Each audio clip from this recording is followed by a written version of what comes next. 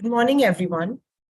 We'd like to extend a warm welcome to all the attendees of the third chapter of Samanvaya. This is our annual HR conclave of IIM Kashipur with the purpose of coordination and integration of exceptional ideas and innovative practices for the purpose of achieving desired objectives. Since the year beginning, we are aware how the HR departments are now tasked with both modernizing HR operations and reinventing the workforce as organizations have acclimatized with the hybrid way of working. Keeping this in mind, the theme of the conclave is human centricity, future of workforce, with the focus on consumerization of HR and employees as brand advocates. Without any further ado, we would like to introduce our guests for this morning. Our first guest is Mr. Rohit Sharma. With an experience of over 25 years, he is a talented HR professional and an eternal optimist with diverse industry experience ranging from information technology, services, and manufacturing industry. He has had significant global exposure to all functions within the human resources and organizational effectiveness, especially large-scale transformations. He has worked with many global giants, including Voltas, Hewitt, TCS, Infosys, and Maersk. He's currently working as the head of HR services at Bayer. We welcome you, sir. Thanks for that lovely introduction and looking forward to the session. Thank you, sir. We also have with us Mr. Navneet Damani, who is currently working at ITC Limited as the Global Manager in Employee Relations. He has completed his master's from 𝐓𝐴𝐼 Jamshedpur in Human Resources. With an experience of over a decade, Sir has been an exceptional leader in the HR industry. Over the years, he has built expertise in employee engagement, performance management, and labor relations, to name a few. He is passionate about driving a deep impact on all the people's element in the transformational journey of the business. We welcome you, sir. Thanks a lot for the introduction, and I also look forward to this session today. We also have with us Mr. Vikas Maheshwary, who is a global HR professional with over 25 years of experience working in partnerships with CEOs and business leaders from across 20 different nationalities. He has led, developed, and managed complex organization change problems. Over the years, Sir has worked in telecom, IT education, e-commerce, omni-channel retail, and now with a biotechnology company, where his focus is on transforming HR to deliver forward-thinking capabilities that can help Biocon Biologics respond more timely and effectively to changes in the business environment, while also expanding global footprints and increasing revenue and margins. Outside of work, he has been a national level basketball player who also loves to hit the gym regularly. Welcome you, sir. Thanks. Thank you so much. Finally, we have with us Mr. Kiran Venugopal, who will be moderating this session today. He's currently working as the Talent Services Analyst at Deloitte USI and is an alumni of IIM Kashipur from the batch of 2022. He has expertise in talent management, scouting, and development with a keen interest in learning and development and talent-led growth. He is passionate about creative thinking and has always believed that soft skills are a valuable asset to one's skill set. He also shares a keen interest in music. We welcome you, sir, and would like you to begin this discussion with our panelists. All right. Thanks, Shivangi, for that nice introduction. So firstly, I'd like to welcome the esteemed panel for today, Mr. Rohit, Mr. Navneet, and Mr. Vikas. As an alumnus, it's my honor to moderate this session with such prominent leaders in the dais. I would like to welcome you to the IIM Kashipur, and in spite of the fact that we are having this session in an online mode. Secondly, and most importantly, I would like to thank all the students who have joined today's call. Some of you might have had an early lunch, some of you might have skipped it for this session, some of you are coming directly from their classes which are going on. Anyway, I really appreciate all of you for joining today's discussion, and I'm pretty sure that our leaders will have valuable insights that could help us in this corporate world. With that said, let's start with today's session. So everyone accepts that in this new knowledge economy, one of the key ingredients for a successful organization is the quality of talent within. Hiring great talent is just the beginning. Unless they are engaged and inspired, their potential is locked up. So how do leaders unleash their potential, especially when one is dealing with the millennial digital natives who have high expectations of what they want to accomplish and what sort of organization they want to belong to? I would say old school employee engagement, as I read in somewhere online, is a top-down approach that they say, we are going to run an employee satisfaction survey and we are going to look at the results and brief the senior executives on how we are doing and come up with some programs to try and improve it. Actually, that results in activities like better benefits, or we are not doing enough to recognize people. So let's have a get together or have some fun activity, or maybe create a new engagement committee of that sort. But the engagement 2.0 approach really does move the needle on employee engagement, saying we are going to have senior leader support and we are definitely want to do the survey. But engagement comes from ground up, and employees and frontline managers are the key. So you make managers accountable at the team level for improving their results. And the best way to improve the results is for them to share it in an action plan session with the team itself.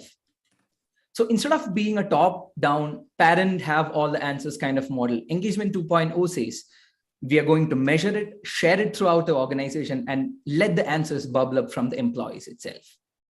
So being said that, I would like to open the discussion to the panel on how industries are re-engineering the workplace to accommodate this consumerization. We would like to know your take on the consumerization of HR, and how would you differentiate it from engagement 2.0? It's open to the panel.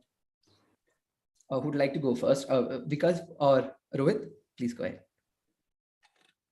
Rohit, if you'd allow me, should I take the lead on this one? I think, Rohit, you're Yeah, please do it. All right. Hey, Kiran, I was wanting to ask a question before we moved on. You spoke about music. So I was just keen that, do you play music, or is it just that I'm a great listener? I mean, that also happens to be a skill these days. But you've jumped straight to the conversation. So we'll build it up from there. Right. So I think you've kind of addressed the problem statement. I'll possibly do a bit of a deep dive into setting the context really on what really is the challenge. I mean, it's not as simple as saying that, hey, there's a consumerization of HR going on. Yeah, I mean, we all know that. But, there's much more at play, I think. And I believe Rohit and Navneet would add on to some of the challenges that they are facing. So I think in my view, HR is having quite like a watershed moment. And I'll tell you why. Other than the usual suspects of COVID and all, we also definitely have a challenge of, multiple generations in a workplace. Where you're getting, I mean, I don't know if you've seen this, but I'm currently seeing about 3 to 4 different generations in the same team. We're also seeing a phenomena where you have Gen Z, as a team leader, whereas a boomer as a team member. And there are conflicts, which emerge out of that. Having said that, I think this has been around for about the last 2 to 3 years.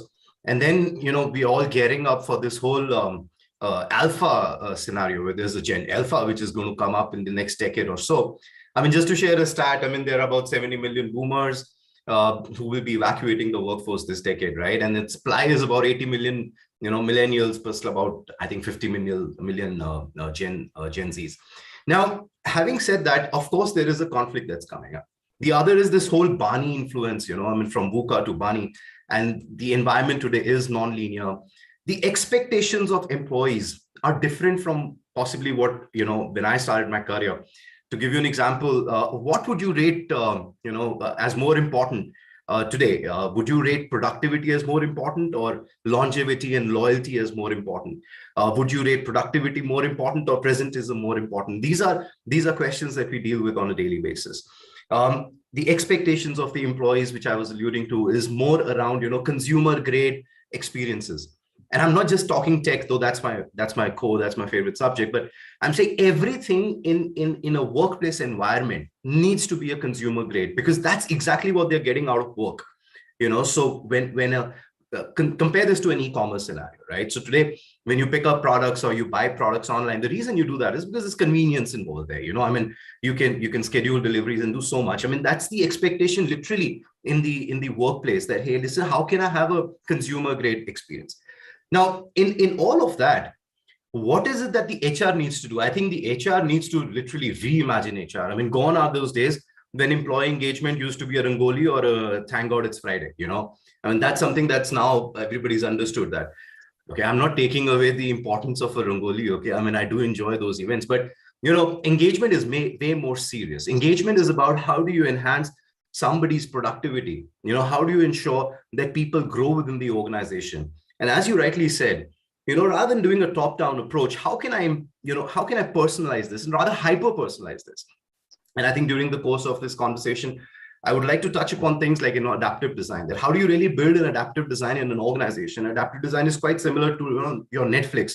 And I was hoping Atma would join today. It's unfortunate that he's not here, because Netflix is the classic, it's the gold standard for how do you create an adaptive use cases. Because, it's like you go to Netflix, you watch a lot of action movies, and that's exactly what you get in your feed, right? Now, imagine if you were to translate this to an HR practice, saying that there are multiple personas which sit in the organization. There could be a persona driven through age. There could be a persona driven through, some other factor like pedigree, etc. Now, how do these multiple personas, what are their expectations? And can I create a framework in HR which is personalized to them? To give you an example, just in case you're wondering what I'm saying. So, a person like me, I'm like 47, 46 years now. I would expect, some benefit accruing to me, which is to support my child's education. Whereas if you look at a young guy who's joined or a young girl who's joined the organization, they are possibly looking at education loans for themselves, or they're looking at some other benefit. I'm looking at parental insurance. They're looking at their health insurance. So, different strokes for different folks. One size does not fit all anymore. So that's the nature of building an adaptive design. And then there's so much happening right now with respect to, skills. And that's one of the sore points that most HR, folks are facing today. In traditional sense, we used to have a value to competency. And then we used to say, hey, listen, let's train people on competency. And then there is something like a functional training somewhere, which is like a product, process, etc. But I think the whole world of the skills is completely changed because of AI and ML. Today, you can benchmark, and say that everything that is not impacting productivity, anything like that, there's no point working on it. I mean, how do you really measure integrity in an organization, for example? But in a pharma case, I have a skill known as autoclave. Now I can measure autoclave, but I can't measure integrity. So what should I really work on? And does integrity have a direct impact on productivity? Maybe yes, maybe no. I do not know. But maybe there is a direct impact of having an autoclave, in a person's repository to drive productivity. And the last is that, in the whole business of building this whole consumerization and ensuring that you have multiple generations growing within the organization, I think what you should not miss out of focus on is that anybody who's joining the company today, the reason that they join is because there is a contract. Okay, the contract supersedes the manager. The God syndrome that managers used to have, saying that, hey, listen, I control your future. I think those days are also passé. What drives my future is my contract, my KPI. Now, can I somewhere wire all the HR journeys around something known as a KPI? So if a KPI watermark levels go down, an L&D action happens. If a KPI level goes up, through tech or whatever, a reward and recognition journey happens. How do I ensure that, manager does not govern my growth in an organization? But a lot of other factors do. Not to say managers is not important, but can I give it the right weightage? Can I say that, okay, manager rating is about 10%, but there are other things that matter too. So all of these are matters that we are dealing with in terms of building, in a summarized way, resilience in the organization.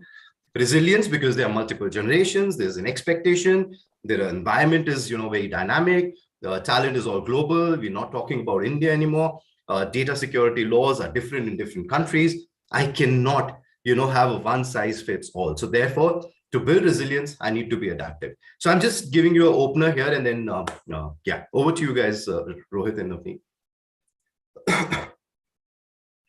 Okay, sure. So thanks, Vikas, for the foundation that you already laid. So What I wanted to add on what Vikas has already said is the work that we talk about, it itself is undergoing transformation, right? There are three aspects that we are talking about work in terms of definition of work, which is changing, how the work is getting done in terms of tools, etc., etc. And third is where the work is getting done. There is a lot of discussion about remote, hybrid, coming back to offices, post-pandemic, etc. So these three factors are becoming, and they will be in discussion for some time until this thing settles down. I hope nothing like COVID comes up again, but that's what is happening today. There is always be going a war for, now we are talking about war for talent. And when we are talking of talent, there is a talent which is easily available, and there are skills which are hard to get, which is more like a seller's market. Whatever best compensation you have, you will find some other organization willing to pay more than that. And as Vikas says, contract and compensation is still the number one factor, which is a decision point whether to leave an organization and accept an offer. But having said that, it is not something that we cannot do. See, I think the old way that we were looking at organization, etc., is there a purpose to it, right? Now we are no longer talking about just looking at the creating a value for our shareholders, right? That thing is also getting past, because that is not working anymore. How do you create that value for shareholders? So do we have a purpose, and is organization as an employee, do we align that for purpose? Do I feel pride for working for an organization, right? So I think those are the things that we can get into culture and other kind of things later on. But those are the things I think that we need to start looking very seriously, because you cannot win this compensation game. Whatever the benchmark you do, whatever the highest 25 percentile, top 15 percentile, top 5 percentile, there will be somebody who will be able to pay better than what you are, right? So are you able to give that purpose? Are you also able to align as to what that person is doing with the function, with the business purpose, so that I can see a linkage as to what I am doing, how it is contributing to my function, to my business success? And that linkages are becoming very important. Previously, we never paid attention to these kind of things, right?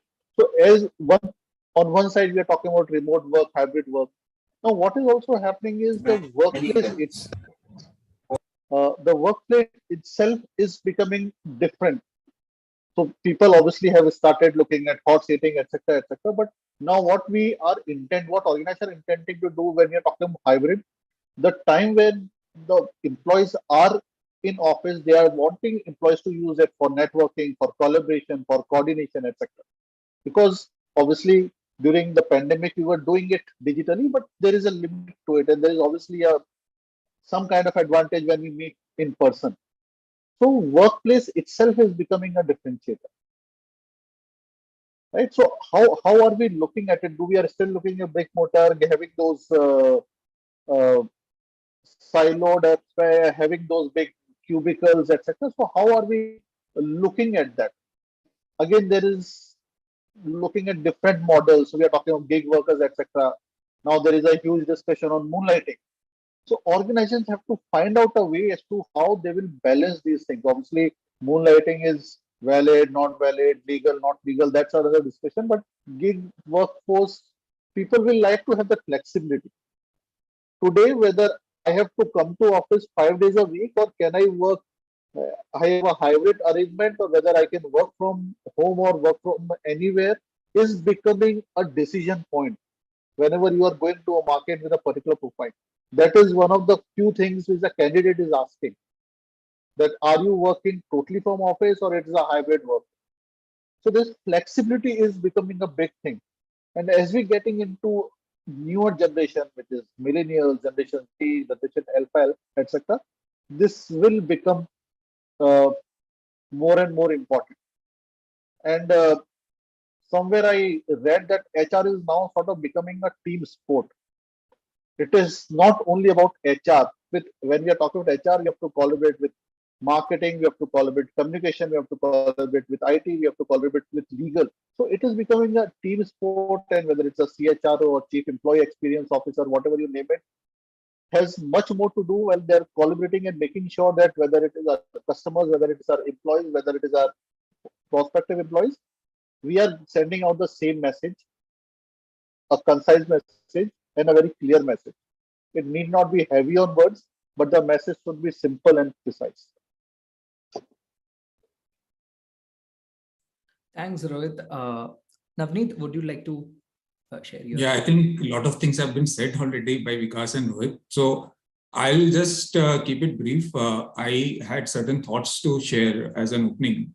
So at a macro level, one of the thoughts which comes to my mind quite often working in organizations is, so I've seen the transition where the organizations, one point in time, there was exclusive focus on profitability, whether the organization is making profit or not.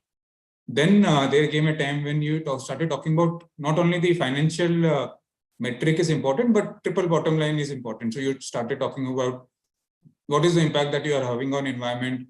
Then you started talking about what is the impact that you are having on the society in which the organization is operating. Today, SEBI has also come out with something called integrated reporting, which talks about 6 kinds of capital which the organization uses and what is the impact on those 6 kinds of capital. And one of the capital it talks about is human capital. Now, while we talk about human capital, but again, the human capital is seen as an instrument. So human capital will lead to you an outcome, which can be in terms of profit or something else. When we talk about aspects which you just mentioned, which is about engagement, so there are a lot of things that we speak about well-being, etc. But at the end of the day, I mean, the discussion is always that whether the engagement is leading to a positive outcome for the organization in terms of profitability, etc. The question which comes to my mind is, employee also is a segment, employee also has a life, and therefore employee as an end should also that be a factor which the organization should look at. Beyond, say for example, if I go and tell someone, some of the employees that I want to look after your well-being because at the end of the day, you are going to impact my productivity. Just imagine how will the employee feel. So should we only look at the employee as an instrument, or should we also look at employee as an end? Like we are looking at other factors of production, be it economic, environmental, as well as social. So that is one thought which I think at least it is always there in my mind. The second thing is in terms of coming to the micro about the individuals, I think a lot of has been spoken, and I completely agree that while there is a lot of difference, and we can see it in our workplace, we can see it also the way it plays out in the social media these days. Rohit talked about moonlighting. Then there is a lot of discussion on hustle culture.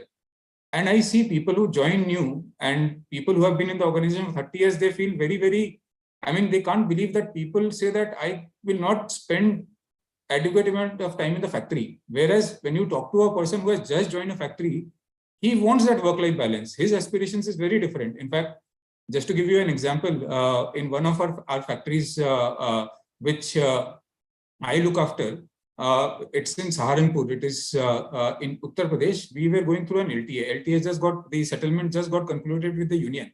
One of my team members was there. He was very clear that he wanted to move out of the factory, and I asked him, don't you want a settlement experience? He said that settlement experience is secondary for me. At this stage in my life, I want to be in a metro where I get to spend some time with my batchmates. So I want that Saturday, Sunday for myself. So the expectations and the experience is very, very different. And people find, at least I see that people find it very difficult to come to terms with that. And the second thing is, see, for people like us also, we have not grown. So technology has evolved over a period of time in our life. So therefore, certain things we accept that it will happen in a particular manner. But people who are joining the workforce now, they are born in an age where technology was always there. And COVID has happened, because of which a lot of companies have now embraced work from home, online working, etc. I don't know whether without COVID, how many companies would have really jumped into this concept if they were not forced to do. So there also, there is a disconnect. I see that in your personal life, the amount of technology I use vis-a-vis I get to see in my workplace, I think workplace is far behind. So therefore, there is a lot of catching up which needs to happen. The expectation and the aspirations of the workforce is coming in new. it's very different. But at the same time, I will say that there are certain core things which remain, I think, in a manner of speaking, evergreen. So at the end of the day, I have certain needs which I need to be fulfilled when I come to a workplace. I want work which is meaningful. It gives me a sense of purpose in my life. I want safety, be it financial safety, be it psychological safety. I want to have a community and belongingness kind of an experience. I think that cuts through across. The meaning may be different for different people, but at least the fundamental needs are pretty similar. And I think the opportunity for HR is really, really immense in today's days, because you are really impacting the lives of people in so many different manners. And therefore, it is really up to us to up our game. And in a lighter manner only, I will say that I find it very, I mean, we are really behind. At least I'm talking about people in HR, and I include myself in that there is a lot of reliance on external people. So everything that you do in the organization, so for everything you have a consultant or so-called external expert. So there is a need for HR people to also upskill themselves continuously, so that whatever the workforce of today is demanding from you, you are in tune with that and you are able to deliver that.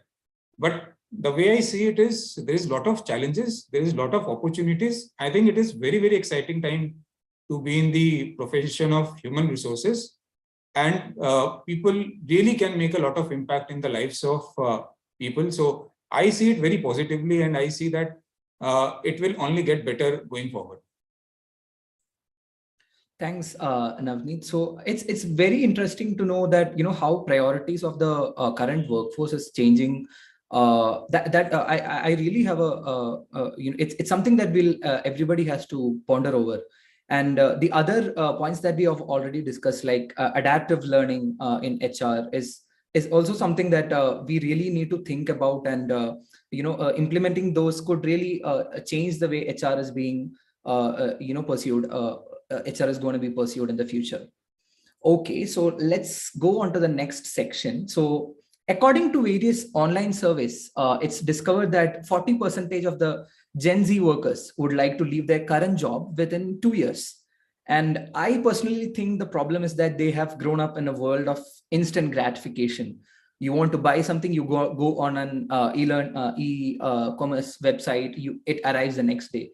If you want to watch a movie, log into an OTT platform and watch a movie. So due to this environment that the Gen Z or the millennials have been brought up in, where they lack patience, I believe companies have to work extra hard to figure out ways to build their confidence in order to retain them. So with that thought in mind, I would like to ask the panel again how their industry or organization has tackled this issue, or how does consumerization support the way employees work? Further, how does you know, it anticipate the needs of tomorrow?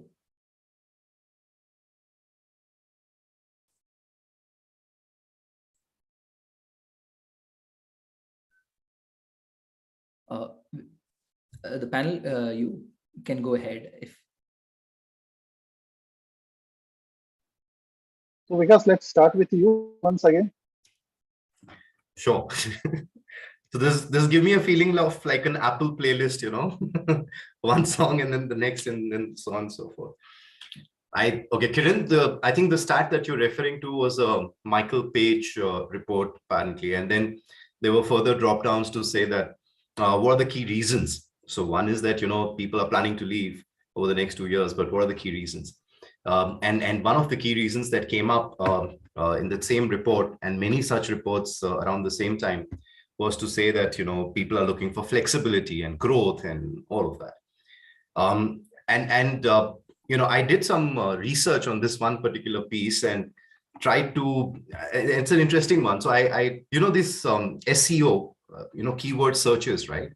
So there was a report that was published by Google saying that the term flexibility, just the term flexibility, when people go into job boards, you know, to look for jobs, they tend to, you know, type in this word flexibility or search for flexibility, which are the roles which are providing for flexibility. The second thing that the same report published was that there are 33% more mentions of flexibility in job descriptions in the last, ever since 2019. Yeah. Now, what I'm trying to say is that, you know, this phenomena of Gen Z wanting to leave or leaving, there is a reason behind this. And the reason is as follows. They need more flexibility. And this flexibility, Navneet also alluded to. Flexibility is not just about, can I work from home, by the way. The flexibility is to say that, can I move into, let's say, a career which I really aspire to, or a role which I think I should be in, whereas I may have joined somewhere else. Okay. Flexibility also means that I am about to retire. Okay. Can I still go on and contribute to the organization, maybe in some other capacity? That's the kind of flexibility. Flexibility has many, many connotations, right? Rohit spoke about gigs, and if you know Unilever, I think Navneet would know this. Unilever kind of created this whole program, and they said that different people within the organization that they have, can they do other work? So moonlighting within the organization, and these are paid assignments, and it's, by the way, running in India. And a lot of people came back and they gave rebuttals that how will the compensation happen? How would the PF get deducted? So on and so forth. But they're seeing success with this program because they've answered for a lot of those challenges. So the way we are looking at handling this whole phenomenon of how do you retain a Gen Z, besides many other things, okay, and I keep saying adaptive design is the answer. But the other thing that we're trying to build is the whole talent mobility. And I think a lot of organizations is doing. Traditionally, career pathways have been built in a very linear kind of a structure, right? So if you're into quality, you move into some other role in quality, you move into some other role in quality. And then at some point in time, you see a stagnation because the other guy who's stopped there, is not going to move. And that's the time when you do an exit. So what a lot of organizations have started building is lattice career pathways. They have started revisiting their, basic job architecture and saying, then why can't an HR guy move into a quality analyst role? I'm just giving you a very exaggerated example here just to make a point. Or for that matter, why can't a manufacturing guy not get into, HR? So there are those kind of career pathways being built. The foundation of these career pathways is not tenure, is not just performance rating. It is also skills. Now, if HR VP role demands for 5 skills and quality analysts also demands for 5 skills, and 3 of these are overlapping. Yeah. And then I give an empowerment to this person who aspires to get into HR to build on those 2, okay, to learn and develop on those 2. And these are functional skills, not competencies that I'm talking about. If I can give that environment and this person can prepare himself or herself on those 2 missing skills, then why can't, logically speaking, why can't this person not move into an HR VP role? Of course, there'll be conversations around experience and stuff like that. But that is the kind of skill pathways that are being created to drive internal mobility so that people can stay longer if they are not seeing growth in a certain function. The other is this whole skill to wage mapping. Okay. Now, I'm not going to get into the depth of skill COE. The skill COE basically says that can you use the whole AI ML piece and then do a lot of net scraping to figure out that for a certain role, what are the adjacent, declining, emerging skills that you also need to be looking at. Now, if you've established a skill COE like that, okay, and then you go out there and you say that, there is a skill, which is skill A. What is the world paying for this particular skill, right? And then if this role demands those 10 skills, I do a skill gap analysis and I figure that the person has all those 10 skills at an 80% and above, whatever base point. And then I go and that for each of these skills, this is the amount of money that is being paid. Then I create a new kind of a compensation structure. And then I do a retention conversation, which is way more meaningful and has got skills added to it. Today, most of these conversations are gut-based. Because I like you, I want to retain you. Because you've been around the organization for so long, therefore I want to retain you. I go down to the skill conversation and then I show the picture that, listen, your role demands for this skill. This is where you are. You may be getting a great offer, but you know what? I may still not retain you. This is all about data. This is all about how do you create, make data as the basis for all of these talent conversations of retention. So that's a second element that a lot of organizations have started building up. And the third is that, can you create an environment where the people, as Navneet was also saying, see a sense of purpose. ESG is not just a buzzword anymore. Okay, people are seriously working on it. There are organizations which are looking at financial benefits and much more when they report their ESG numbers. They're contributing to the UNHRD's 30 goals by 2030. So all of this gives a sense of purpose of engagement for that Gen Z that we keep talking about. Because if you look at the Gen Z traits and behaviors and everything, they tend to align to, social causes a little more. They want to align to a sense of purpose, as Rohit also mentioned. I know my daughter, would pick up taking the name here, Mama Earth product over the other cosmetic products because, they have a social message attached to it. I keep telling her, but what about quality? She says, I don't care because they have a social message attached to it. So the third piece on how do you engage people with a sense of purpose is very, very critical. And that's what a lot of organizations are working on. And possibly the final one we've already spoken about is that how do you ensure that, there is a great experience for people?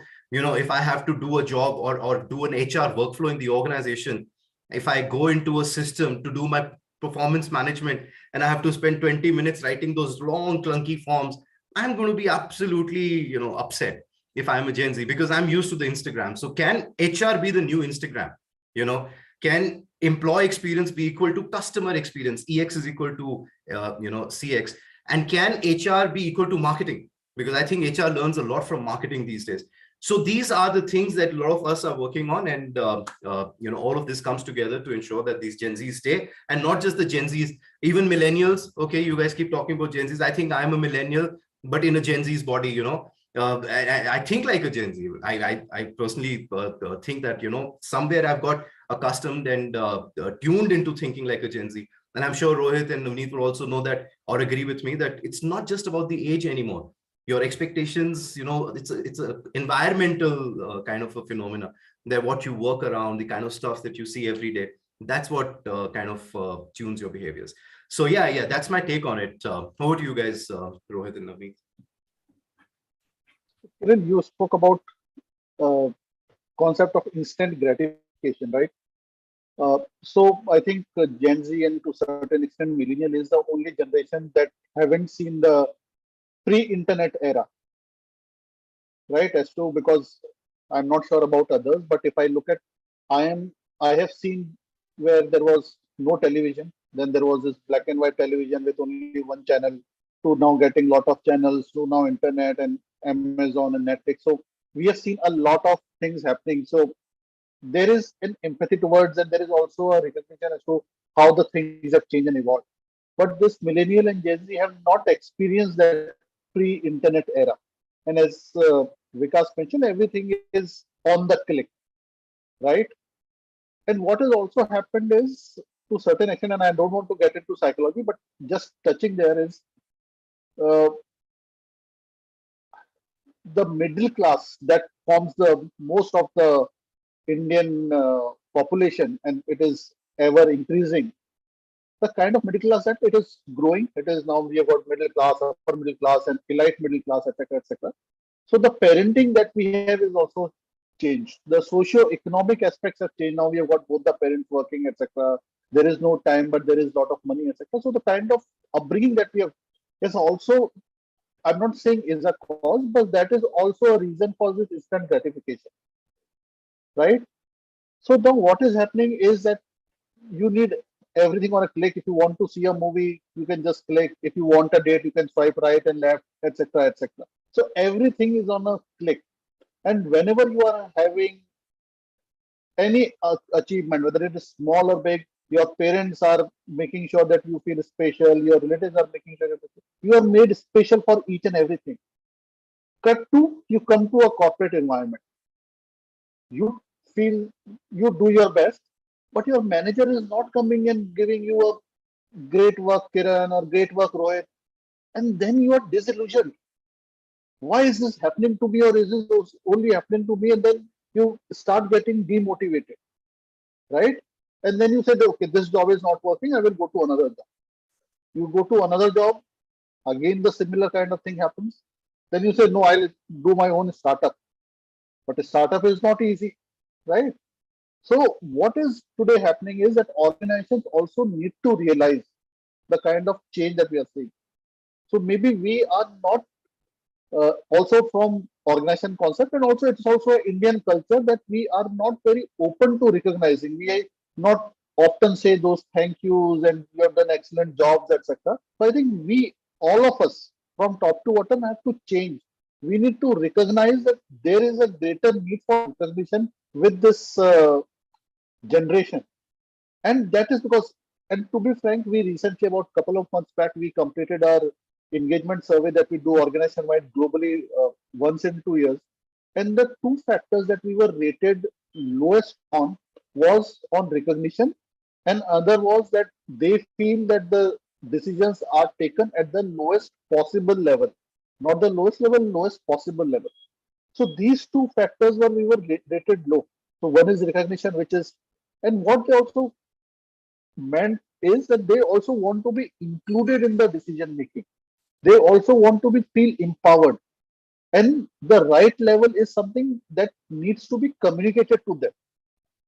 Sometimes, because obviously we have a hierarchy in an organization, right? And every hierarchy will have the roles and responsibilities, and that's how the communication flows. Or sometimes it goes bottoms up as well.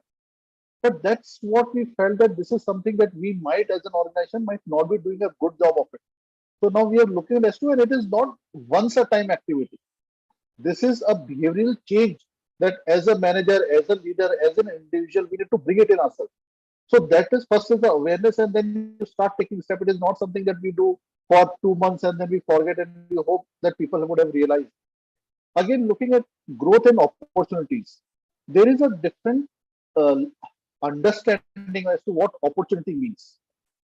Whenever I am talking as to what opportunity means, etc., most of the time I expect, obviously that also comes from parenting, upbringing, etc., that opportunities should come to them. While we have been brought up in an environment where we feel that we should be ready, we should be looking out for opportunity, and when the right opportunity is there, we should be ready to grab it. So how do we travel this distance where I am at this one end of the spectrum, and of course it is not black and white, people are all the way between this spectrum, but how do we travel this distance? How do we make sure that there are opportunities are communicated? It is not only the job board that it is published, it is brought to the smaller teams, etc. It is discussed as to if that is your to be opportunity, then what is the preparation that you need to do, etc., etc., creating a development dialogue.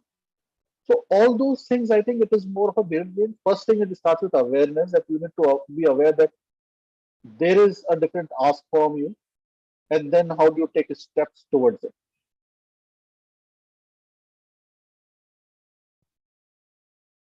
Yeah, just adding on to what Rohit and Vikas have mentioned. So I look at it in 3-4 broad buckets in terms of what has changed, or what at least I see in terms of people expecting from the workplace. So one is, I think somewhere we touched on it, which is basically more about listening. So do we have channels where the younger workforce who has come in, they feel that there are listening forums, or at least I can be heard, or my voice can be communicated, I can communicate what I have in mind.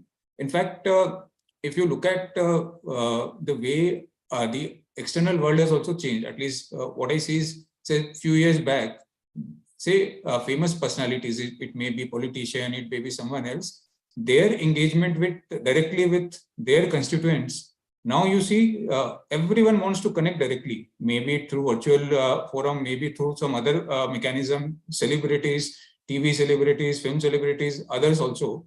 So I also see that there is a similar need which is there within the organization, that today, say 10 years, 15 years back when I had joined, so for me to expect that my chairman will speak to me, or at least there will be a forum where I will interact with my chairman, I was willing to accept and wait for my time to come. So I can wait for some years, and thereafter, if it happens, it is fine. But today, people want that kind of access. People that want that kind of a forum where they can do this kind of thing, because they also see that externally this is happening. So therefore, at least I have seen in recent past, a lot of such things have started in our organization, where chairman also directly interacts. All of us also are mandated to directly engage, where the mandate is only to listen what others have to say. And somewhere, obviously, a lot of interesting insights come in, a lot of things which are there in terms of our assumption and biases that gets challenged in a manner of speaking. And it is sometimes very surprising. And what you think is intuitive is not intuitive. For example, like I mentioned, so for me, when I had joined in a factory in Munger. So for me to be on time in a factory and adhere to some kind of time in a factory was a given. Whereas people want that flexibility. So 6-day working in a factory was a given for me. Today, a lot of people voice this, that why 6-day work is required. Secondly, see, today, say 2 years, 3 years back, for me also, I'm saying personally, thinking that work from home, at least I was skeptical, whether it will work or not, whether it is effective or not. Now that I know that it works, I want that choice to be with me only. If the organization mandates, I will not accept that. Second thing is in terms of inclusiveness, which is more about whether I am involved in the decisions which impact me. So in the similar way, like what Vikas was mentioning, my career related choices, earlier the organization, so training also organization will nominate me. My career moves also organization will plan out for me.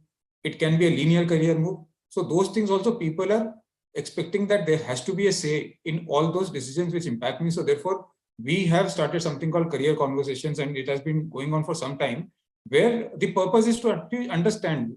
It can be basis your life stage need. Okay, some people, because of their personal reason, may want a particular location. That may be their requirement. For some people, it may be because I want to grow functionally in a particular manner. I want to develop an expertise. I want to continue in that direction. For some people, it may be more about variety. Some people, it may also be about sector. And ITC has that opportunity in terms of giving that sectoral choices also. But people want to have a forum where they can say that. And therefore, a lot of our talent decisions, mobility decisions, movement decisions are all based on this. So inputs which come on from this kind of forums. So we use that. In fact, earlier we had, so the decisions used to be made by, there are committees which are there. So there is a divisional management committee, there is a corporate management committee. So the committees will make decisions which are organization wide. But today, because of the expectation and experience of working with young workforce, we have tried to create, so we have created something called Young Turk.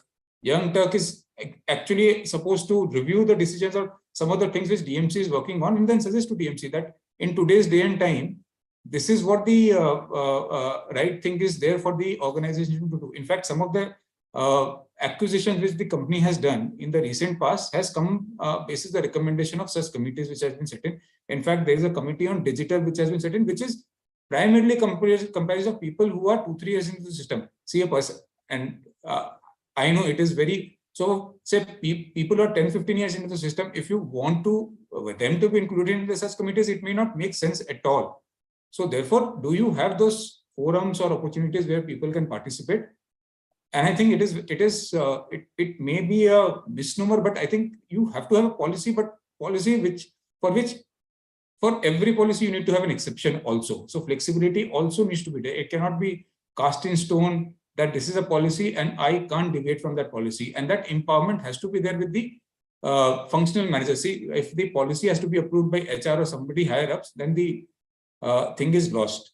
And the fourth thing which I will say is, which I was trying to allude earlier also. So do I feel pride? Do I feel that I'm working for an organization which is contemporary, which is in touch with the times, which is happening, and which I feel proud to share with people on various social media platforms? People also see my organization as someone which is contemporary, cutting edge, leading, not only in terms of the products, processes which are there, but internally also the way the work is happening. So I think these are the 4 critical things which are there, which organizations need to work on. And I think you should also be okay. You should not expect people to work for you for 20-25 years. Incidentally, we continue to have long service award for people who complete 25 years only. So I have also not got long service award, but I've been continuously working in my organization for 15 years. I have to wait for 10 more years. So that expectation also is not realistic. So give the best to your employees. And if they stay with you for long, it is good. But also be prepared, and be prepared to let them go happily. Hey, Kiran, before you kind of comment to that, so Navneet, I just have to say this. Since you spoke about, the personas and then personalized policies which are focused on that particular persona, I think I've personally believed and said this like a broken record everywhere, that for HR, for us to truly deliver, okay, on experience and all of that, we need to kind of decentralize a number of these aspects, for example, that we spoke about career movements and development, flexi pay structures, to maybe even leveraging a blockchain, to truly build policies that are, age-old adage, that are of the people, for the people, by the people. It's almost like a living document. So this whole business of policies, I think, one really needs to reimagine that how do you really get into the business of constructing one? Sorry, I just wanted to add on to that. Over to you, Kiran. Thank you, panel. So actually, this reminds me of a TED talk that I guess Simon Sinek already gave. So in which he tells that companies are done with the new generation, and they don't know how to retain them in their company. So they are asking the millennials and the Gen Zs that what do they want, and they are saying that they need free food and bean bags. And the funny fact is that even after providing them with all those things, they are not satisfied. They are not. They really don't know what the purpose that they are, aligned to when they are inside the company. So, so getting on with the next section. As I already told, Simon Sinek, he's a writer and a public speaker. He has shared in one of his TED Talk that Martin Luther King, he explains that instead of going around and telling people what needs to change in America, Dr. King simply tells that he believes what he believed, and he gives the "I have a dream" speech and not the "I have a plan" speech.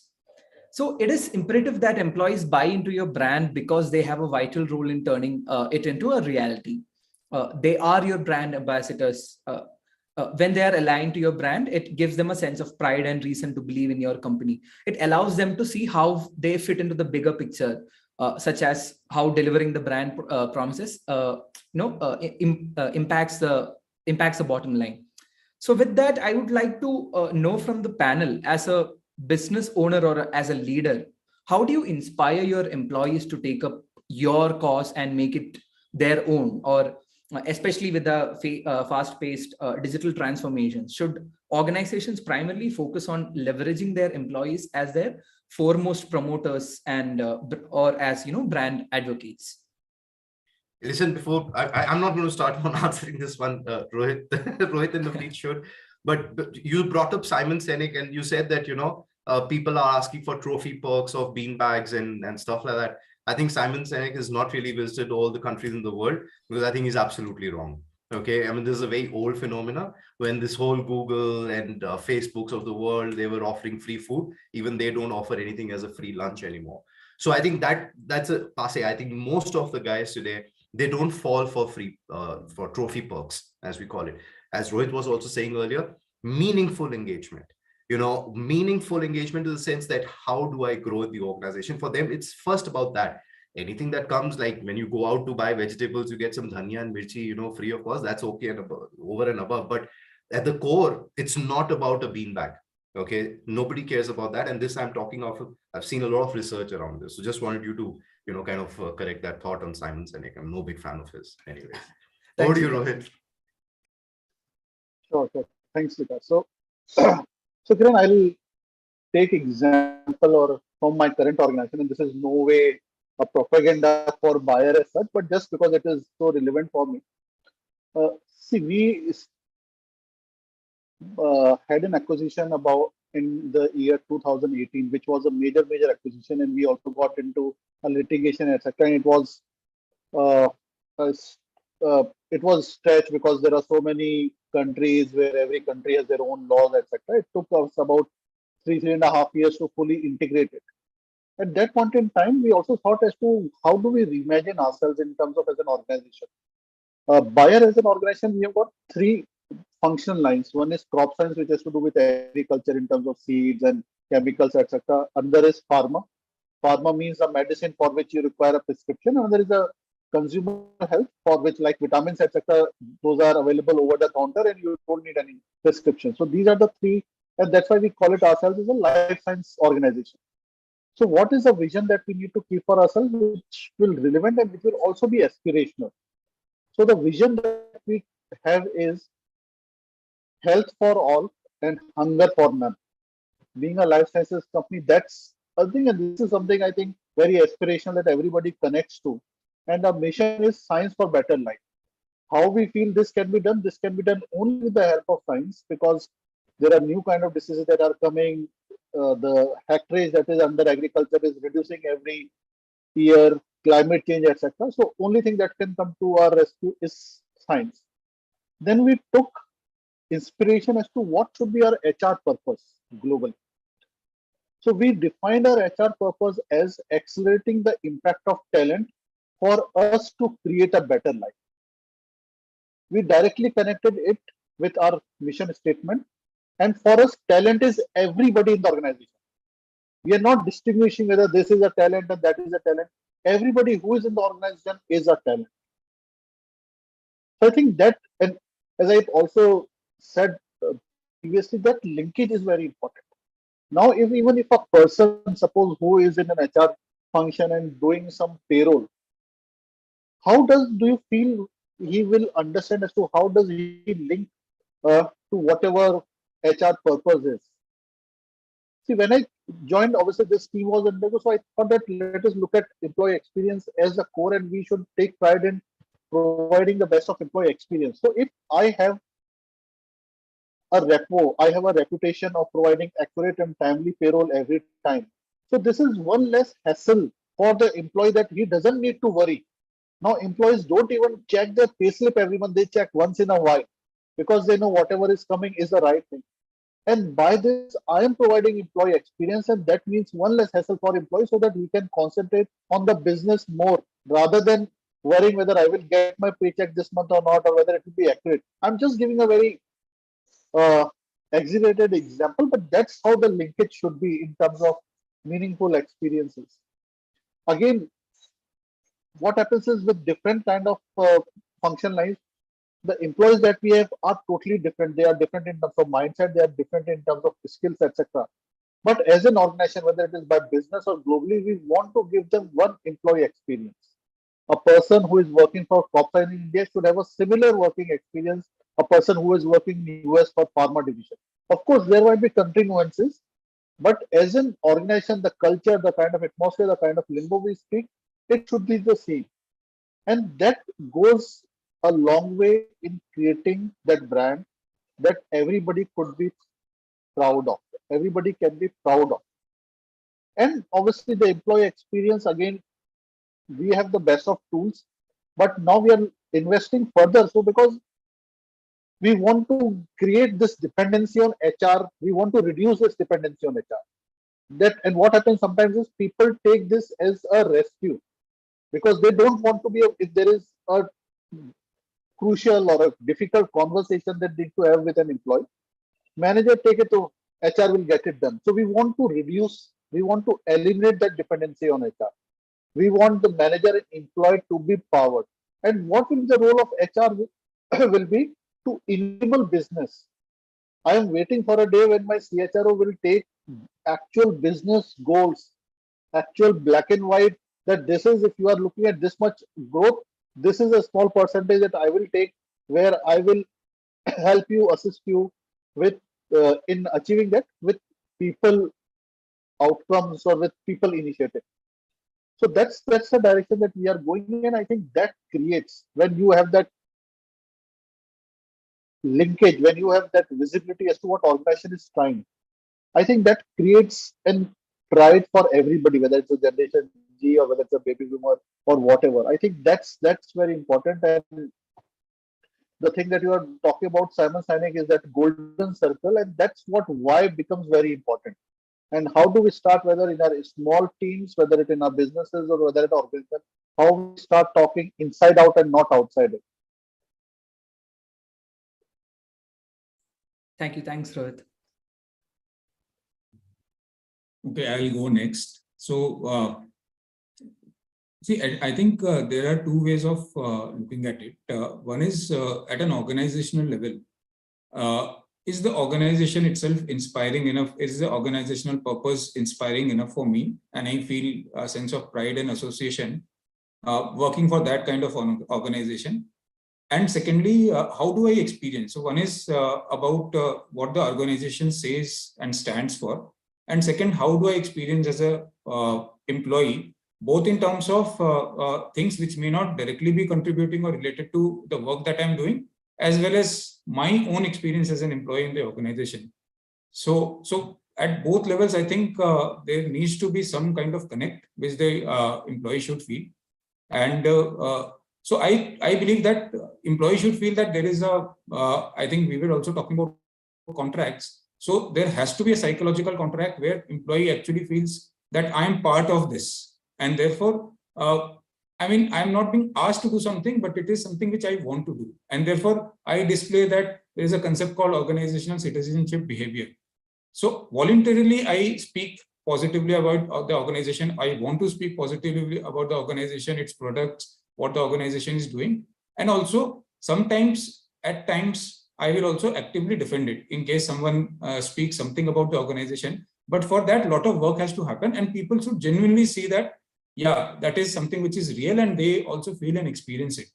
So just at a small level, I'm just sharing, for example, when I think about my organization, I know what the purpose of the organization is, which is mostly about building world-class Indian brands. So I see in each and every sphere how the purpose of the vision is playing out. So organization also talks about putting India first and how India is being put first in different ways and mechanism. And how do you build awareness amongst employees on your organizational purpose and vision? I also see a lot of focus on sustainability, and therefore I have seen in my eyes in terms of factory, in terms of the way offices are designed. So a lot of our buildings are green certified buildings, platinum certified buildings. There are things such as carbon, water, solid waste recycling. All these are positive for so many years. So I'm just saying, as an employee, when I see this, it connects with me, and I know that what the organization is speaking, there is a merit and there is a value to that. I see a lot of projects which go through, there has to be an element of how is it, what is the kind of energy that it is using. So today we are using 50% renewable energy. So those are the things, as an employee, I'm saying, I can get to see, and therefore I also feel that, yeah, I'm working. So is that connect there or not? And in terms of my own personal work experience, like I was mentioning, so do I feel that I have a say? And therefore I own, in some sense, part of what is happening in the organization, and therefore whatever is happening, I'm contributing to it, I'm creating it, I'm developing, and therefore I also want to be advocate for it. How can the organization enable all this? The way, at least I have seen it happening in our organization, one is, do you build awareness amongst people? So in factories also, and otherwise also, what I've seen is, so we used to have something called 𝐻𝐻𝐻 𝐾𝐳. So a person may be working in a particular remote place in a factory, may not be aware of what is happening in the larger organization. So 𝐻𝐻𝐻 𝐾𝐳 basically talks to him about what all is happening. So what are the new brands which are coming up? What are the new initiatives which the company is taking? What are the accolades, external recognition which the company has got? At least he gets a picture of what is happening in the company. Okay. Secondly, whatever I say, I will only speak about it when I also have some legitimate belief about it. So when I go to a factory, in fact, we take family members also to the factory where they see how the product is being made. What are the precautions which are being taken? What is the focus which is there on quality? When I see it from my own eyes, then it is much easier for me to actually speak about it when I speak to my relatives, friends, etc. So do I make such kind of opportunities available to my employees in terms of let them see and then let them decide? So for me, I think it is very important that it has to be voluntary. People should feel on their own, but you enable it. And the third thing is, all of us are very busy. Work otherwise, because so much of our time, etc., is taken up by so many things.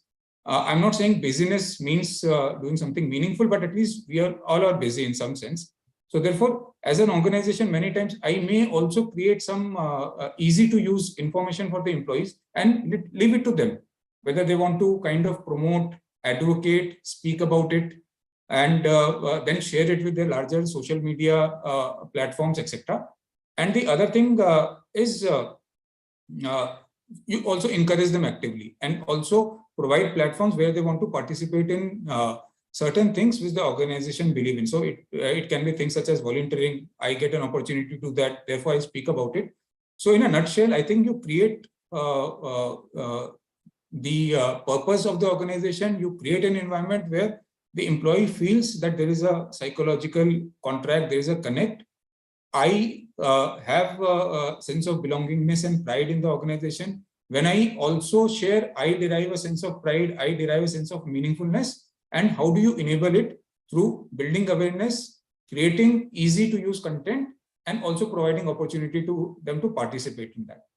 So that in a nutshell, I think And it is a very powerful thing. And I think employees should definitely be encouraged to be advocates for the organization.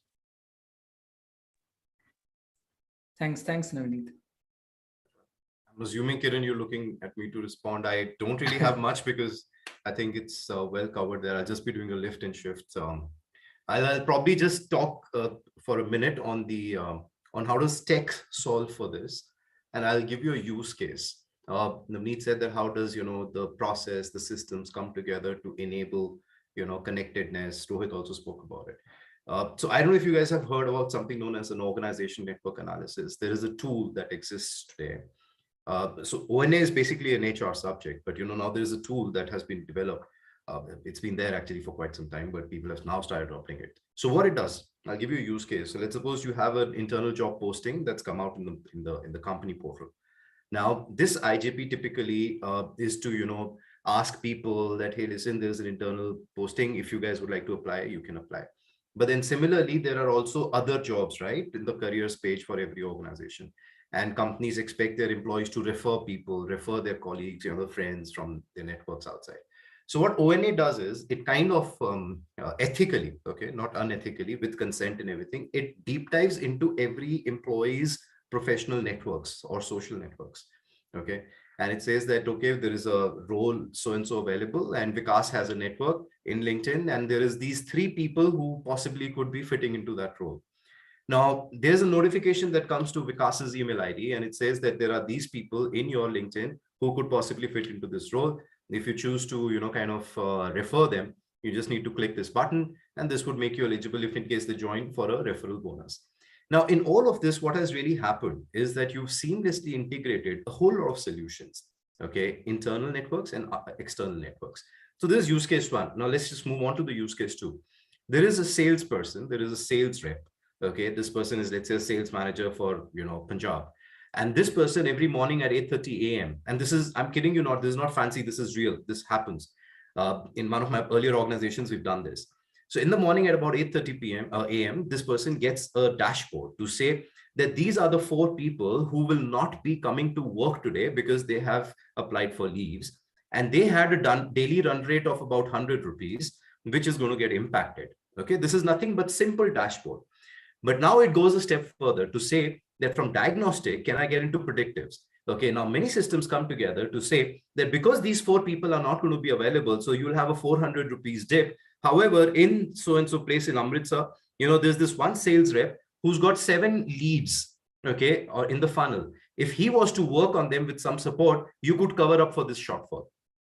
Now, this is an action, okay, a predictive action which has gone into this person's dashboard early in the morning. Okay, now imagine the power of such kind of connectedness. Okay, this is what I call the enterprise performance management. When HR systems come together and start talking to business systems, that's when the real value gets unlocked.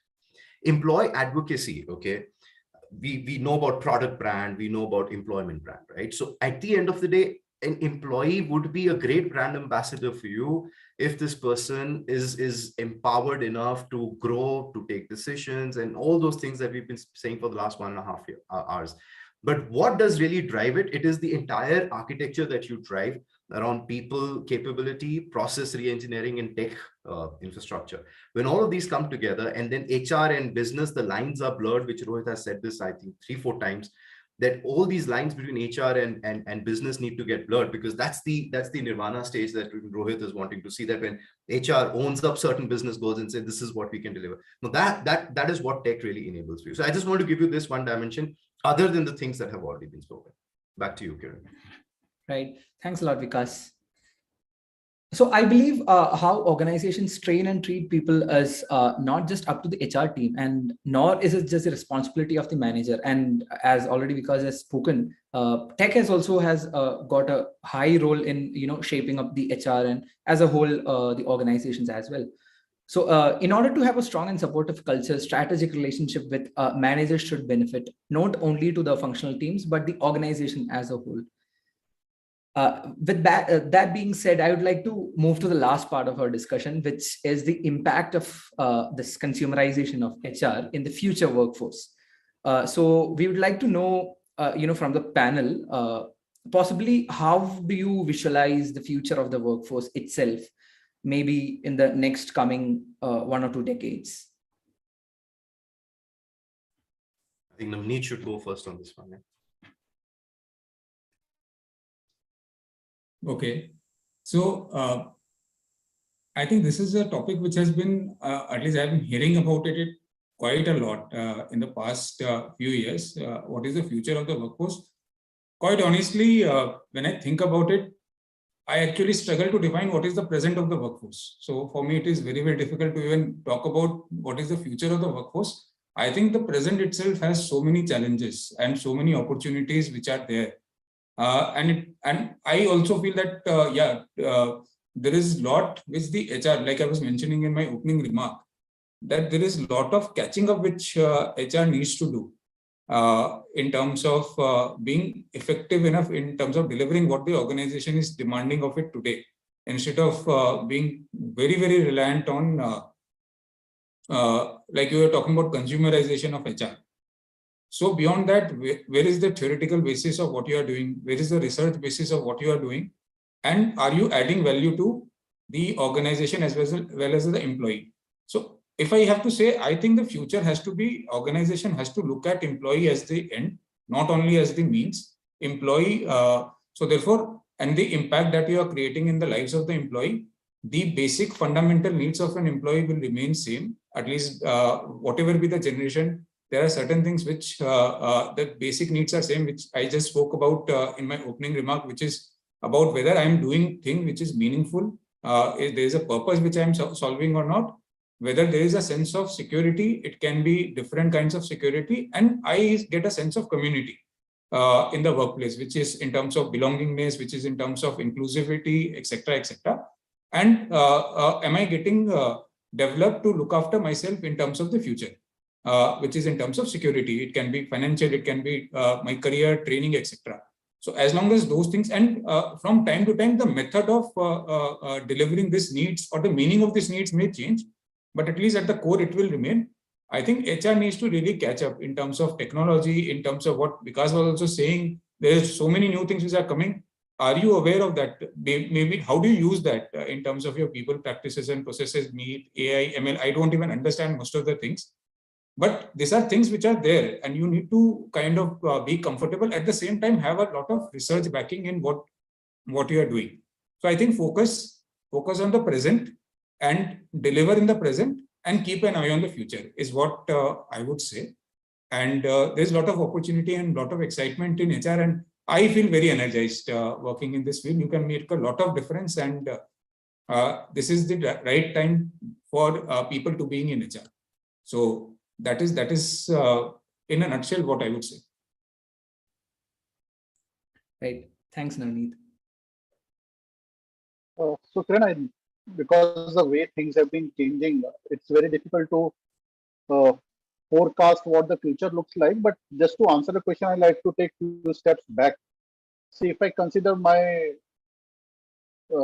father's life when he was actively working, etc., right? There was 8-9 hours of work, and that was it. He had his social circle, we had our social circle. There was a lot of other aspects as well. Work was an important aspect, but it was just 8-10 hours, and that was it. Then it came to generation like ours, where work started becoming worship. Okay, work has always been worship, but we were totally, in sense, very, very dedicated to our work. We started, the social circle started getting reduced. We started to have work friends, only friends, because we were spending so much of time at work, etc. Now come millennials and Generation Z, where everything that all the relations they have is with the mobile, right? You can chat on hours with somebody, but if you are put in a room physically with that person, I don't know as to how long will you be able to have that a nice and a meaningful conversation. So what happened is, there is a lot of roles that is now being expected for to be happening in the workplace. Your friend, your colleague, your mentor, your coaching, and now with COVID, etc., also your mental health expert, etc., etc., right? So there are a lot of these roles which are expected, and obviously HR is supposed to enable. HR is not supposed to do all the roles, but HR is supposed to enable that these roles are there in the organization. And obviously create an culture and environment where people feel comfortable to ask for help and people feel comfortable in coming out if there is an issue, etc. In future, I'm not sure as to what will happen, but obviously we need to be cognizant of the fact that things will change. We need to first of all get used to this kind of working. We need to be making sure that we have these kind of a roles, and obviously now there is a lot of things which managers have to do. Managers have to take a lot of ownership. With great power comes great responsibility. So they wanted empowerment. Empowerment is something they have, but they need to also have do the same kind of roles and responsibility. And even for the individuals, empathy is not a one-way street, right? So as organization, as in managers, as in leaders, as we're doing, the generation or the new workforce that are also coming in, I will also request them to have that empathetic view that organizations are trying to change. Organizations are currently trying to understand as to what works best, what doesn't. They are also trying to experiment a bit. So also give them some kind of a leeway and also be a bit open to different experiences. Right? Just don't go with a predetermined idea that this is how the workplace should be, this is how my manager should be, etc. Be open to experiences. Some experiences might be more pleasing than others, but be open to experiences. And as long as all of us are together in this journey, having that basic understanding, having that empathy towards each other, whatever challenges the future will throw at us, I think we will be able to take it nicely. Right. Thanks, Rohit. Actually, because before you answer that question, I'd like to add a little bit of flavor to your, because you have talked about tech as well. So how do you think the future workforce will be impacted, with different technologies that are coming in, either it's VR or AR or even Meta. So we'd like to know your take on how these technology will also kind of mold the way the future workforce is coming up. Yeah, even if you wouldn't have added that, that was going to be my response anyways. Yeah. So I keep talking about this term I read somewhere. It's called collaborative intelligence. Okay, so I'm going to themeize the answer somewhere there. But before that, I think the future is in two parts. Okay, the future is the next 5 to 10 years, which Navneet has spoken very clearly about. That, trust me, he's so right. Our guys today do not know what we're dealing with. We talk about AI, but we do not know how AI works. We do not understand Python. We do not understand data structures. And amongst all of this, we want to bring in a whole lot of HR systems. So companies, organizations, leaders are going to make a lot of mistakes and be in a confused state for the next 5 to 10 years with their investments and the decisions and the processes, etc. The employees, on the other hand, these are decision makers that I spoke about, or let's say organizations. But the employees, on the other hand, they're going to be asking, and they'll be left asking. They'll be asking for a lot, and especially traditional companies like the ones that I represent and many others. Things move not in an agile fashion, right? They move fairly slowly. So, there is something that you need to do around metaverse with respect to creating a virtual environment for, conducting inductions, but you just can't take that decision because, people still think metaverse is very fancy. Or for that matter, even blockchain, that blockchain has a use case in track and trace for all the, recruitment use cases. I mean, a lot of people fudge their data, right? If the blockchain environment was created around that, and I'm not going to NFTs, I'm just talking track and trace, it'll be so much easier. We all know that. But, for the next 5 to 10 years, it's only going to be about changing mindsets, hammering people, helping them understand education and all of that. At an employee level, people will ask for it. They will not get it. They will get some random stuff from left, right, and center. Organizations are going to be an app fatigue. There'll be too many apps, there'll be no unified journeys, etc. But let's talk about 10 years ahead. Okay, this is me being Nostradamus. Okay, 10 years could be 5 years or 7 years. I don't know. But just say, a matured state. I think we would have moved to, again, like a broken record. I'm going to say this probably the 6th time, when HR experiences are going to be adaptive, okay, personalized. The policies will not be created by HR professionals. They will be created by the users themselves. Tech would absorb behaviors. Tech would understand how people are behaving. They will not ask questions. Tech will not ask an employee, what do you want? As I think Navneet mentioned this, tech would be listening, and not just listening, they would be just reading. I'm talking about sentiment analysis and all of that.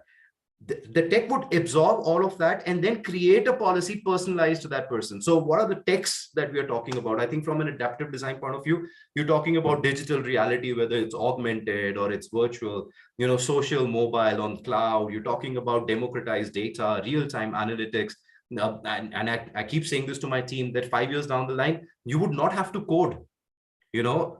So I know I'm an HR guy, but I have got people who code. Okay. So you will not have to code because there are no code environments. I use them. I'm not a coder. I use 𝐂𝐴Q and API just to kind of create some small little, application. So you would move to that kind of an environment. You will move into a unified engagement environment. Blockchain would be a reality. Metaverse would be a reality. Work from home issues would be handled through metaverse. So all of that is coming, or rather it's not coming, it's actually here. Some people have started using it. Some of the big names we can talk about. In India, Vodafone is a big consumer for, creating a metaverse environment. So there are a lot of people who've already started doing it. Cognitive AI is going to be the reality. Okay. Now I spoke about collaborative intelligence at the beginning. Okay. And I keep saying this because I remember one of the talks I spoke so much about technology, and one of the co-panelists got really upset. He said, bro, you're thinking that tech is going to take over. No, HR still is about, human factor. I get it. And that's what Rohit was saying, that empathy is going to be critical. So let's look at collaborative intelligence. It's 70% tech, 30% human intelligence. Okay. Today, AI, or even for the next 5-10 years, I do not think AI will make decisions. AI will make mistakes, right? Tesla's car is a classic example. It is still not there, right? So you will always be, for people matters, working on a collaborative intelligence where 70% is A and 30% is B. For some things, 70% is tech and 30% is human. For certain decisions, 70% is human and 30% is tech. In terms of human, the key skills that would emerge, and one of the biggest one, which Rohit has already spoken about, is empathy. Okay, and empathizing towards the needs of the people, towards the needs of the ecosystem, multiple generations, so on and so forth. But in the absence of that, tech will solve nothing for you. Okay, if you do not have that collaborative intelligence framework, it will not move forward. In classic cases, these conversational AIs that we keep talking about, the bots and everything, it's a very impersonal experience. You train the bot for like 6 months, 1 year, still it will probably answer questions, but it will not have that human element of, adding a humor somewhere, holding a conversation. It doesn't go there. It will probably not go there for the next 10 to 15 years. So the future is fairly blurry, okay, as all of them have already said it. But I think there's certain things which are a given, okay. And from a tech point of view, you will be looking at cognitive and AI as a big piece in the next few years. You would be looking at predictive analytics as a big piece. You will be looking at metaverse and blockchain as a big piece, and you'll be looking at, empathy becoming a big thing in all roles, as a key thing going forward. Thank you. Thanks a lot, Vikas. So by that, I think we can end the panel discussion itself. Thank you, Mr. Rohit, Mr. Navneet, and Mr. Vikas for your valuable insights throughout the discussion.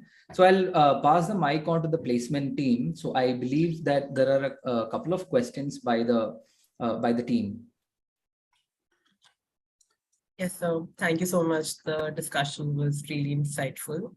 So before we move forward, I would like to ask the students and the attendees if anybody wants to ask any questions to the panelists. Please raise your hands and we can go ahead one by one.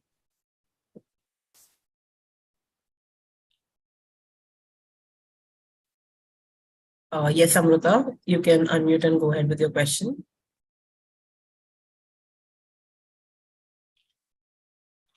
Hello, everyone. So I just had a simple question that we all know diversity and inclusion are essential for any organization, no matter in what industry sector it's performing. And some of us taking up HR as specialization as future HR managers, how much, is it the elimination of few biases in these industries? Like, to what extent, do they affect it? HR industries or to our role as HR's manager? So, sir, Rohit, sir, would you like to take it? Sure. So, Amrita, yes, IND is a big topic for all the organization. It is one of the non-financial goals for most of the big companies, boards as well. My take on this is that inclusion will always come before diversity, right? So we have to make sure that we create an inclusive environment, because even if we get diverse candidates, until they feel inclusive, they will come with lot of hopes. We will get them with lot of comments. So, but if they don't feel inclusive, if they don't feel respected, if they don't feel heard, then they tend to leave. That has also been our experience because we have been trying different ways. So obviously, this will continue to be a big topic for us in coming years. But also, as we get into it's not only about gender, right? We are looking at LGBTQI and different kind of things also.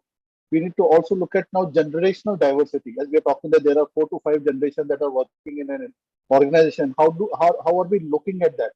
And slowly and slowly, we also need to. Today, we are doing it because obviously we want to do it. There is a societal impact as well. But slowly, I'm of a firm believer that we also need to create a. Obviously, we know that there is a business case, etc., but more tangible business case for I&D initiatives so that business also sees a value in it. Business sees it, but sometimes what happens, it is just seen as one of an HR initiative. Still, in a lot of mature organizations, we want to change that. We want business to realize that this is not just an HR initiative, this is an organization initiative and will also benefit them. So that's the kind of discussion I have started in my organization, where if suppose we are a classical sales and marketing organization, and sales people have to be, whether it's pharma, they have to be with the doctors, in agriculture, they have to be fields, etc., which is not easy for a woman. But now we are getting this women, and what I want them to start conversation is as to what are the new ideas or new themes which these female colleagues are bringing to us, which rather because we were just all the men gathering around, were not able to see. So we are starting with intangible, but in coming days, months, and years, we also need to get a more tangible business case for I&D initiative. Yeah, I mean, I keep saying, right, that diversity is about numbers and inclusion is about making those numbers count, right? So I so agree to you, Rohit, because even we have this case, we hired a PWD candidate, but that person just sits in that as a statistic, It's not that the person can't contribute. It's just that there's an unconscious bias to give worth to that person. So this is interesting. I think the way to handle conscious and unconscious bias is by over communicating. Okay, there is no training program. There are training programs, but none of them are going to help to remove unconscious biases in the minds of people till the time there is over communication done in an organization. And over communication is when you speak about something and the day you get tired of speaking about is the day actually the message is being delivered. Okay, so and that's the stage that we are in, and a lot of people are doing a lot of programs of communities of practice, ERGs, and so on and so forth to just remove that unconscious bias. And this unconscious bias is a very dangerous thing, as you mentioned. I remember I made a comment to one of the woman employee who had recently joined in the team, and she was a Bengali. And I just said, hey, you're a Bengali, I'm sure you'll be getting good food for us. And then somebody, kind of pointed out, he said, why would you assume that because she's a woman, she would be the one who would be bringing food, or she'd be the one who would be cooking the food? Why do you have that association that all women would cook? I said, okay, great point. I mean, although I didn't mean it. I mean, had it been a guy, I would have said the same thing. But, this is an example of an unconscious bias. So it's not easy. This is 47 years of tuning into a certain, way of working. It's going to take some time. And even the unconscious bias sits on the other end as well. When you talk about, again, coming back to generations, they have tons of bias. They would assume that since you have gray hair, you're going to be thinking in a certain way. So unconscious biases they are existing at both levels. Now, if you really want to create an inclusive environment, it's about handling these unconscious biases by explaining to them what they mean, over communicating the handling of those biases through ERGs and internal corporate radio, whatever you want to engage with. And that will be a journey. It will take 5 to maybe, I don't know how many years for people to really understand where they're going wrong. Yeah. So, yeah, but I agree. It's a big thing. Inclusion is a big subject right now, and everybody's on it. Thank you so much, sir. Thank you, Rohit, sir. So next, Prabji, you can go ahead with your question. Yeah, so good afternoon, everybody. First of all, I would like to thank to everyone and all the respected panelists and the other stakeholders for this great session. So my question is for Navneet, sir. Sir, as you mentioned about having a psychological contract with the organization in regard to the commitment. So how do you vision the contract to look like? And also, sir, do you think that will solve the issue of moonlighting in big companies? If yes, how? Yeah. Yeah. So, see, I spoke about psychological contract in the context of, so when I'm working in an organization, there are certain expectations which the organization has from me, and there are certain expectations that I have from the organization, right? Some of it is explicitly stated in terms of my agreement, my employment, my code of conduct, etc. Some of this is what we experience of each other. Okay, so just to give you an example, when COVID happened, and obviously it impacted all of us in a particular manner. And during that period of time, when we talk about factories or sales, etc., when we had to kind of go out of our way and make sure that the organizational requirements are delivered, that is the time when the true, whatever you have been trying to build over a period of time came to the test. So therefore, if you have that kind of an organizational psychological contract where the employees also feel that, yeah, they are also part of the organization and they are willing to go beyond and contribute. And that will only happen when they feel that they have been treated in a particular manner. I feel that it is not very complicated, but it is very difficult. It is a very simple concept, but very difficult to practice because it is governed by how employee experiences it on a day-to-day basis. And for you to deliver that experience, see, there are so many people who impacts that experience. So do everyone think like that? Do everyone kind of deliver that kind of experience? That is a challenge. So just to give you an example, when I had joined ITC, and I remember the first time I had taken leave and I had just completed the payroll. I had gone on leave for the first time, and I got a call from one of the union members saying that, sir, this time the payroll has happened incorrectly and 500 people got wrongly paid. And I got worried that first time I have come on leave and this has happened. Now, what is my manager, what is my factory manager going to think, etc. I really got paranoid. And that same person said that you don't worry about it, sir. You come back after your leave because I know the organization, ek bhi paisa mera katega nahi, khayega nahi. I will get it. I just wanted you to be informed so that you don't get hassled that this has happened, but we will take care of it. Because that level of comfort, belief, etc. was there with the organization. It happens over a period of time. It does not happen like that. And secondly, when you're talking about moonlighting, see, again, it's a topic which has been which has come to the fore now. But at the end of the day, there are certain expectations which people today have. Do you cognize for that expectation? And therefore, within a particular boundary, do you give that option to the people or not? See, in today's time, like I was mentioning, people will want choices to be there with them. You can't simply enforce things on them. It will not work. People will not appreciate that. Therefore, within the boundaries which you feel, because see, at the end of the day, you also need to balance the interest of the organization and the interest of the stakeholders which are there. So within the, and I think people are smart enough, people are mature enough to understand those boundaries.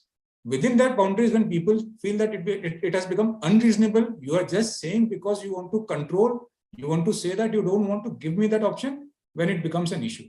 So I think going forward, more and more people will demand it, and organization definitely needs to have some view around it. And otherwise, there is a risk of losing capable, competent people, because there are people outside who will readily offer that kind of an opportunity to others. Thank you, sir. So due to paucity of time, we'll have the last question from Gaurav. You can go ahead. Hi, Shivangi, can you hear me? Yes, you're audible. Please go ahead. Yeah. First of all, I would like to thank all the panelists for such an intriguing and insightful session. And I would like to direct my question toward Vikas, sir. So my question is, like, how does the company manage different generations and their dynamics in a workspace, especially with the new transition coming to Gen Alpha, as you mentioned previously, and what are the kind of challenges they are facing, and how, as per your observation, are the working style different in these organizations? I think that's for the last 5.5 years, that's ours. We've been just saying that only. Okay, I think I should look at a summary here then, right? So, but Gen Alpha is a Yeah, it's an interesting one. I'm sure you guys have heard of that experiment which is going on YouTube, right? Where there's a small baby. She's given and she's hooked onto iPad and everything. And then she's given a magazine, okay? And this girl, it's not a baby, it's a small girl. So this girl looks at the magazine and then says, what is this? It's a broken iPad. Why? Because this magazine doesn't do anything. I just fold the pages, but I try and click, nothing moves. Nothing happens. There's no action, okay? So that's the Gen Alpha. I'm just going to keep that aside because I do not know how to manage that generation yet, because the expectations are going to be very unique. But if I look at the Gen Z and the millennials and the confused boomers and the millennials in a Gen Z's body or millennial in a boomer's body, I think the way to manage them is there are about 4 buckets that I would put them into. And this is almost like a summary. I think the first thing is the mindset. And this something I just spoke about, that mindset at both ends, mindset at the new guard, mindset in the old guard to manage conflicts, both have to be corrected through active engagement, handling of unconscious biases, engaging with them, helping them understand the value in loyalty and the other side, the value in productivity. So that's on the mindset bit. On the optics, and there's a lot of, that's the second bucket, which I would say the optics, so not the optics, it's a focus, okay? The focus has to be on driving value, okay? HR has to drive value through human-centered design into the business, okay? If you do that, you would have addressed a lot of these problems. And I spoke about enterprise performance management and I gave you some use cases. The third would be, let's say, the optics or the lens, which I would say, how do you adopt a very high impact HR operating model? Okay, something that is fit to purpose. And that's where I spoke about how do you design, your journeys in a way that the teams are agile. I am sure you guys have heard of agile structures, right? Where it's a Spotify thingy where Spotify came up with this whole tribe, squads, chapters where even Rohit said that how does, HR work in collaboration with marketing, with technology, with supply chain. So how do all of these functions come together and become one squad, one team? They work on a certain project. In the day, they could be working on 6 different projects, reporting to 6 different managers. So there's nothing like a job operating system. So these I think are the optics that we need to, kind of bring about. And finally is the enabler, which is like the tech of it all to manage this whole multiple generation thing. How do you re-architect your, your HR system? Just if you guys have an interest in HR systems, you would have heard that, there is something known as an HRIMS. So you have something like an Oracle or an SAP SF or something or the other, which sits as a system of record. Most of the traditional HR, leaders have just focused on the HRIMS and have not built anything on top of that layer. So when I say technology, reorchestration, it is to say that from that system of record, which is your traditional SAP SF or whatever, how do you build a system of intelligence by bringing in, let's say, a product like an 8fold.ai or a Spot Mentor for skills. And from there, how do you build a third layer, which is the experience layer, where a person does not need to log into a leave management system to apply for a leave. Consumerization, we spoke that Gen Z expects instant gratification, one-click actions. So nobody likes to go to that leave management system. And if you're dealing with the Oracles and the SAP SFs on some of these brands, then their systems are even more clunkier. But if there was a bot, okay, imagine I walked into the office today, and this happens in mine. If I walk into the office today, I missed, swiping my card. Immediately, I get a notification from the bot which says, listen, you missed, swiping your card. Just click here to regularize your attendance. You just click there and it's done. It's a nudge. Okay, so how do you orchestrate your entire HR architecture, which has the system of record? Then there is an intelligence layer, then there's an experience layer. So that's the reorchestration from the tech side. And then how do you build an adaptive design infrastructure, which is just about personalizing as per personas, because all of these will be your reality. There will be 3 or 4 generations working in your office, in your organization, and you have to customize HR for each of them. Hyper-personalized HR for each of them. Easier said than done, but that journey has to start. So that's on the enabling side. And I think that's pretty much what we have to do. If I have to just summarize everything I said, I keep repeating, HR is the new Instagram, HR is the new marketing, HR is the new tech. Tech is not about enablement, it changes behavior. Look at Grammarly. Grammarly has changed your behavior. If you've been using Grammarly, I use a lot of it in the sense, I don't bother about my spelling mistakes anymore. Grammarly corrects it for me. I think that's the tech side of it. Okay, so yeah, I hope that makes sense and that answers your question. Thank you so much, sir, for the answer. We'll not be taking any more questions due to the paucity of time. We'll be mailing the remaining questions with the panels. Now, we'd like to conclude by thanking and expressing our gratitude to our distinguished panelists for taking out their time off their busy schedule and be a part of this conclave. The conversations included insights on the importance of building resilience by providing custom-made flexibility and engagement to the employees. We as future leaders should understand that employees have different expectations and goals based on different stages of their life and they are at. It was indeed an enriching experience, and I believe all the students present here today have absorbed a lot from it. Although we really hope that we could have conducted this in person, but nevertheless, we hope to see you all at a campus of IIM Kashipur soon for further engagements. Thank you so much for gracing us with your presence. Special thanks to Kiran sir for moderating it so nicely. Thank you so much. Thank you. Thank you, guys. Thank you. Thanks, everyone. Thank you, Thanks, sir. Kiran. Thanks, everyone. Thanks a lot. All the best. Thank you so much.